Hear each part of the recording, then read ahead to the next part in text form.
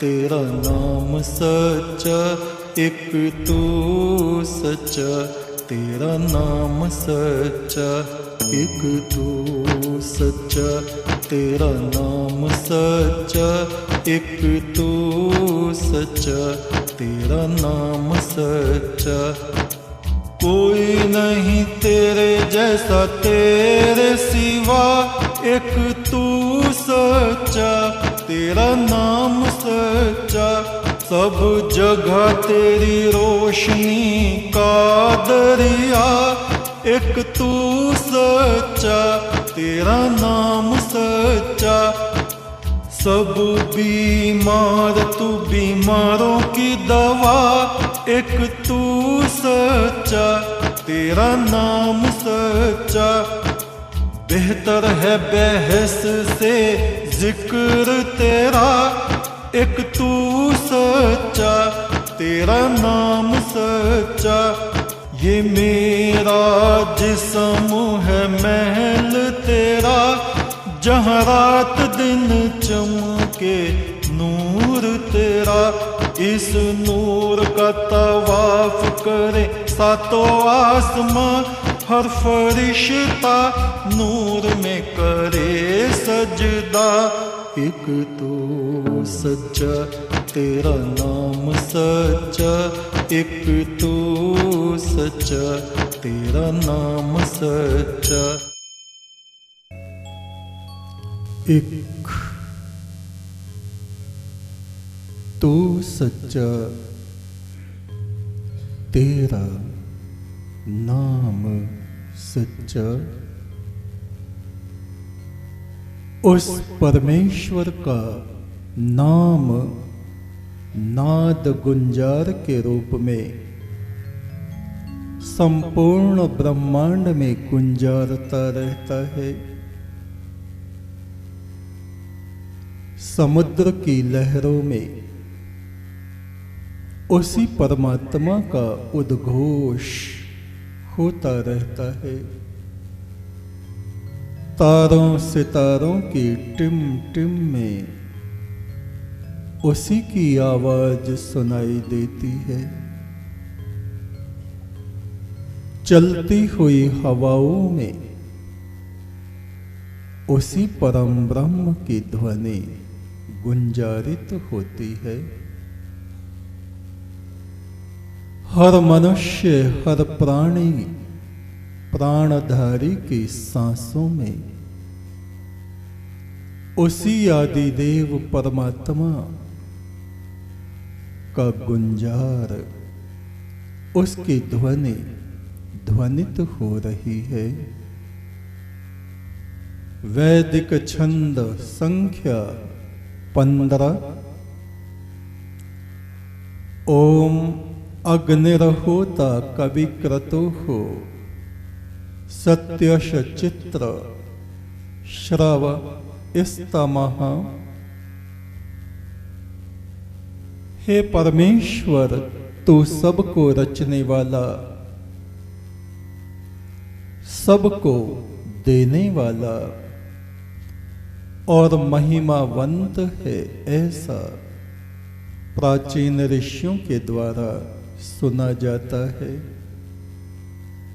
देवो देवे भिरागमत, प्रकाश की धूल उड़ाता हुआ, अमृत कणों को बरसाता हुआ, देवगणों को साथ लिए तू मेरी तरफ को आता है। तेरी स्तुति शुद्ध हृदय वाले मनुष्य अपनी अंतरात्मा में करते रहते हैं, और जिनका हृदय शुद्ध नहीं हुआ है वे तपोवन में भी, वन प्रांतों में भी, पर्वतों की चोटियों और गुफाओं में रहते हुए भी अपने अशुद्ध आचरण के कारण दुख को भोगते हैं। भगवान शिव का आश्रम ब्रह्मपुत्र नदी के किनारे पर कुछ गुफाओं में स्थित था। एक बड़ी सी गुफा में महादेव शिव रहते और अन्य अन्य छोटी गुफाओं में उनके शिष्य, उनके गण वहां निवास करते। वे रात दिन भगवान शिव के चरणों में बैठे उस परम ब्रह्म का ध्यान करते, सुमरन करते। उस आश्रम में जो लोग आते उनकी सेवा आदि में निमग्न रहते। उन्हीं में एक शिष्य था मणिकांत। वह आलसी स्वभाव का गण था। उन सभी शिष्यों की देखभाल शिव के प्रमुख शिष्य नंदीश्वर किया करते। वे सबको समझाते रहते,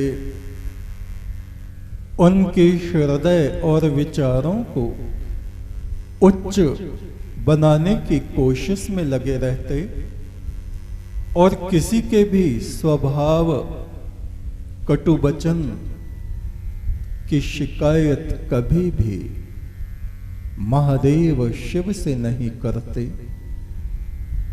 किंतु शिव स्वयं ही समझ जाते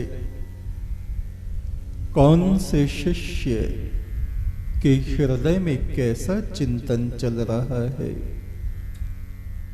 किसकी वाणी अमृत बरसा रही है या कभी कभी विष बरसा रही है। उन्होंने देखा मणिकांत नाम का गण उसके हृदय में विकार उठते रहते हैं। उसके हृदय में लोभ, लालच, क्रोध की तरंगें उठती रहती हैं। नंदीश्वर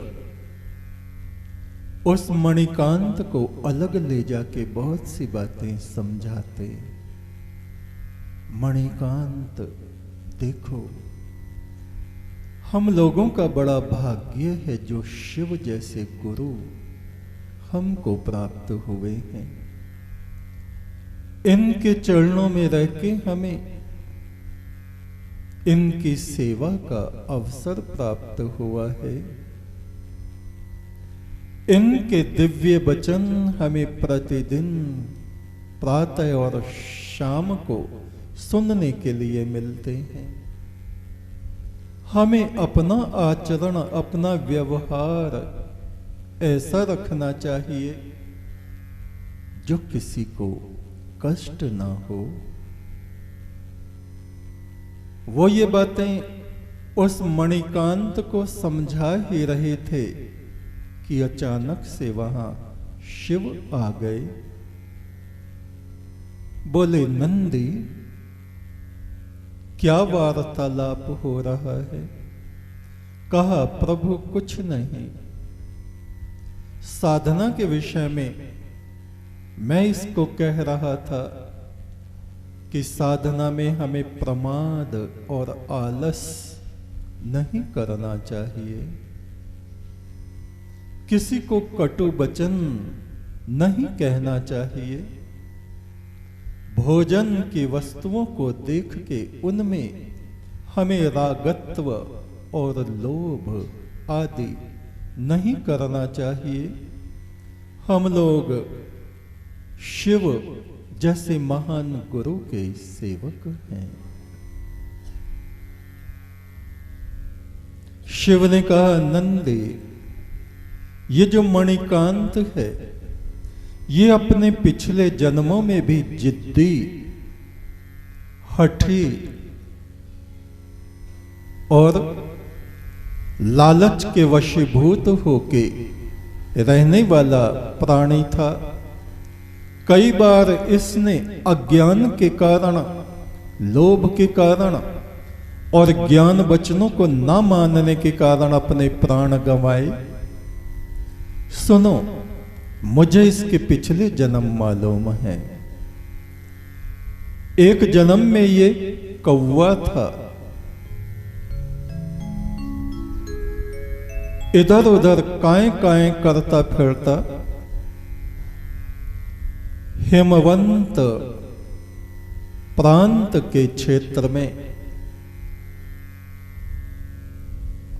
वहां राजा कृतिवर्मा राज्य करते थे।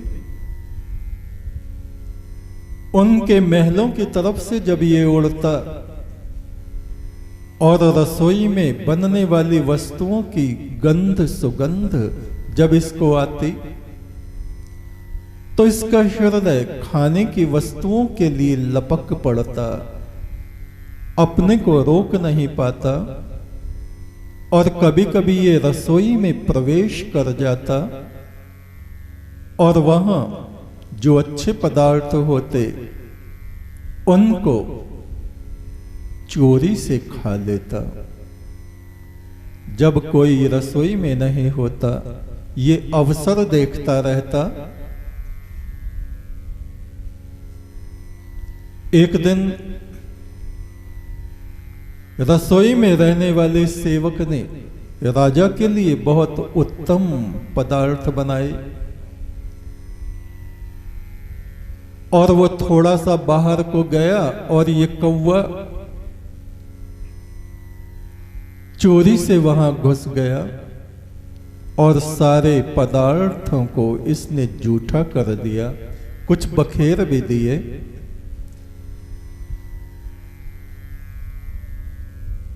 उस रसोइये ने देखा कि अच्छा, ये कौवा है जो मेरी बनाई हुई वस्तुओं को बार बार भ्रष्ट करता रहता है। पहले भी मैं सोचता था कि कोई रसोई में आता है जो सब कुछ उलट पुलट कर जाता है। उस दिन तो वो कौवा बच गया और वो रसोइया उसके ताक में रहने लगा कि किस तरह से इसको पकड़ूं। और एक दिन अवसर मिल गया। वो कौवा रसोई के अंदर कुछ खा रहा था और उस रसोइये ने दरवाजा बंद कर दिया, उस कौवे को पकड़ लिया, उसके पंख उखाड़ डाले, कौवे के शरीर से रक्त बहने लगा। उस रसोइये ने क्रोध के कारण उस कौवे के जख्मों पर नमक मिर्च छिड़क दिया। कौवा उड़ सकता नहीं था। एक गंदे पानी के गड्ढे में उसने उस कौवे को फेंक दिया और उसकी मृत्यु हो गई। शिव ने कहा, ये जो मणिकांत नाम का गण है, उस जन्म में ये कौवा ही था।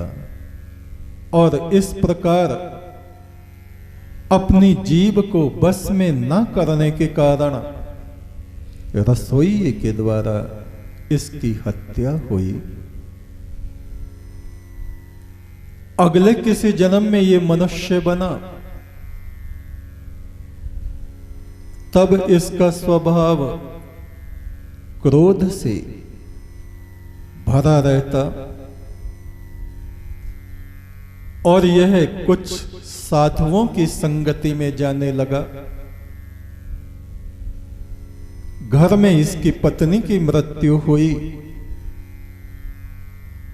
तो बैरागी होके साधु बन गया। एक दिन एक सांप का बच्चा इसके कक्ष में आया। इसने उस सांप को एक छोटे से डिब्बे में बंद कर दिया। दूसरे महात्माओं ने कहा, ऐसा ना करो, ये सांप है। कोई भी जीव जंतु हो, उसका स्वभाव कभी बदलता नहीं। इसने कहा, नहीं, मैं इसको अपने पुत्र के समान इसका पालन करूंगा। सांप का धीरे धीरे सांप बढ़ता चला गया। वो उसको भोजन उसके अनुसार देता रहता। एक दिन संयोग से 2-3 दिन के लिए उसको कहीं बाहर जाना पड़ा। लौट के आया, उसने वो डिब्बा खोला, सोचा ये मेरा पुत्र सर्प कई दिनों से भूखा होगा। उसने बड़े प्यार से उसको निकाला और कहा, तुझको भूख लगी होगी, आ मैं तुझको कुछ खाने को दूं। और वो सांप तो बड़े गुस्से में था, फुंकार मारी और उसके हाथ में काट लिया। सांप के डसने से वो मर गया।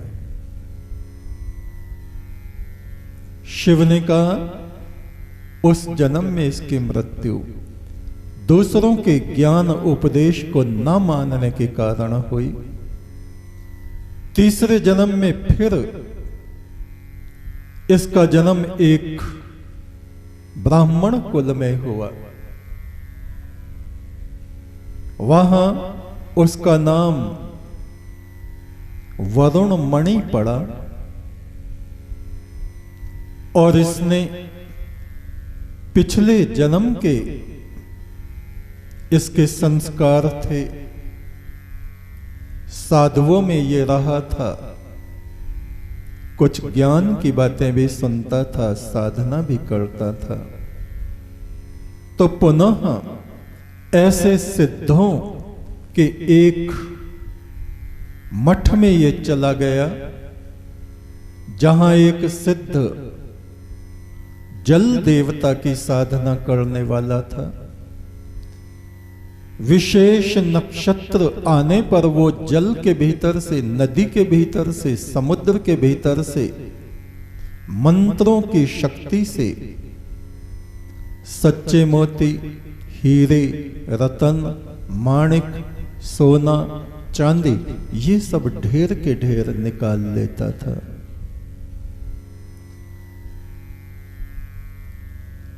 इस वरुण मणि ने वो विद्या उस साधु से, उस सिद्ध से सीख ली।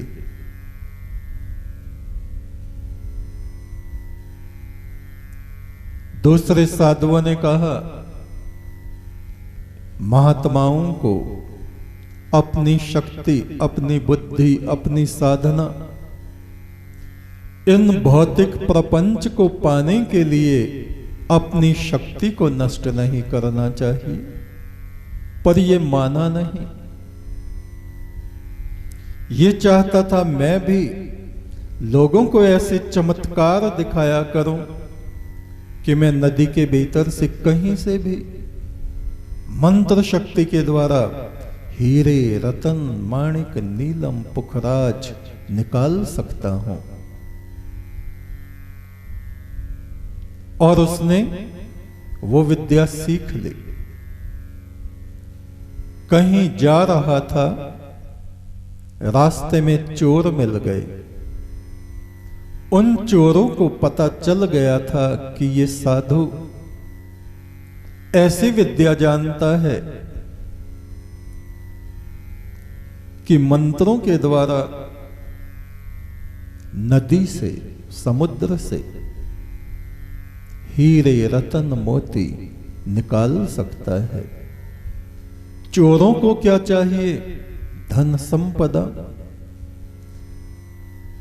उन्होंने उसको पकड़ लिया, कहा चलो नदी के किनारे चलो, हमारे लिए सोना, चांदी, हीरे, रतन निकालो।